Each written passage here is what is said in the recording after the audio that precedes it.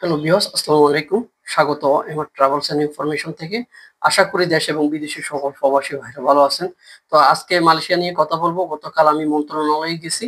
সেখানে যারা 18,000 শ্রমিক যেতে পারে নাই, তাদের লিস্ট অথবা কারা, কারা যেতে পারবে সেই বিষয়ে কথা বলছিলাম।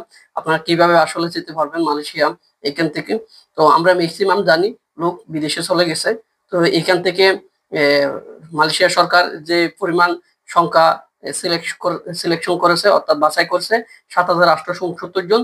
এই 7,869 জন লোক যেতে পারবে, এর বাইরে একজনও লোক যেতে পারবে না।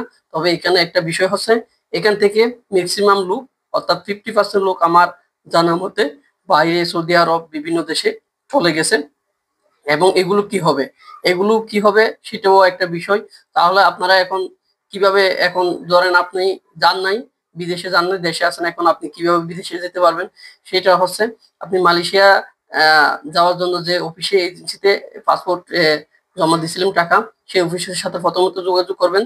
তারপরে আপনি মন্ত্রণালয়ে যোগাযোগ না করে সরাসরি আপনার ডিস্ট্রিক্টে অর্থাৎ টিটিসি, টিটিসির মধ্যে আপনি চলে যাবেন ট্রেনিং সেন্টারে। সেখানে গিয়ে আপনি আপনার বিষয়টা বলবেন, আপনার ভিসা, পাসপোর্ট কি কি আছে নাই সে বিষয়ে বলার পরে তারা সম্পূর্ণ চেক করার পরে তারা আপনাদেরকে সিদ্ধান্ত দিবে। আমি অলরেডি আপনাদেরকে একটা ভিডিও দিতেছি, দেখেন। এখানে 7,869 জন শ্রমিকের লিস্ট দিয়ে দিছে, এবং কে কোন জেলায় থেকে আপনারা মালয়েশিয়া যেতে চাইছিলেন সে জেলাতে আপনারা টিটিসিতে ট্রেনিং করতে হবে। ট্রেনিং করার মাধ্যমে আপনারা বাছাই বা তারপর আপনারা সিলেকশন হবেন। তারপরে আপনাদের প্রসেসিং শুরু হবে মালয়েশিয়া যাওয়ার জন্য নতুন ভাবে। এখন বিষয় হচ্ছে, যারা 7,870 জন শ্রমিক, এখান থেকে অনেক শ্রমিক চলে গেছে, এগুলো কি হবে? এগুলো রিপ্লেস করবে নাকি, নাকি অন্য ভিসা যাদের হয়েছে তাদের হবে? এখনো এটা নিয়ে কোনো সিদ্ধান্ত আসে নাই মন্ত্রণালয় থেকে। এটা কি হবে হয়তো পরবর্তীতে সিদ্ধান্ত আসতে পারে। এইখানে প্রথমত একটা বিষয় হচ্ছে, যাদের কলিং হয়েছে তারা তো যেতেই পারবে না। আর দ্বিতীয় হচ্ছে, যাদের বিষয় হয়েছে তাদের সিদ্ধান্ত নিয়ে হয়তো পরবর্তীতে সিদ্ধান্ত আসতে পারে। এখন প্রাথমিকভাবে যাদের মেন পাওয়ার হয়েছিল তাদের নিয়ে সিদ্ধান্ত আসছে। তো যারা মালয়েশিয়া যাওয়ার জন্য অপেক্ষায় আছেন, ভিসা সবকিছু হওয়ার পরও যারা যেতে পারেন নাই, তারা দ্রুত আপনাদের টিটিসিতে যোগাযোগ করবেন এবং আপনার এজেন্সির সাথে যোগাযোগ করবেন।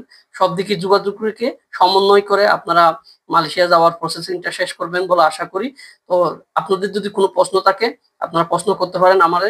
ইনশাল্লাহ আমি যেহেতু নিয়মিত মন্ত্রণালয়ে যাই, সেখান থেকে আপডেট নিয়ে আপনাদেরকে ইনশাল্লাহ জানাবো। তো গতকালই আমরা মন্ত্রণালয়ে গেছিলাম, সেখানে তারা কোনো ধরনের আপডেট জানায় না। সহজে তারা একটা লিস্ট আঁকিয়ে দিয়েছে, আমি ভিডিওতে দিয়ে দিচ্ছি, দেখছেন। সেই লিস্টের মাধ্যমে যার যার টিটিসি যে যে ডিস্ট্রিক্ট বা জেলায় পড়ছে সেখানে গিয়ে আপনারা টিটিসি যে ট্রেনিং করার জন্য তারা বিজ্ঞপ্তির মাধ্যমে জানিয়ে দিয়েছে। এটা হচ্ছে সর্বশেষ আপডেট।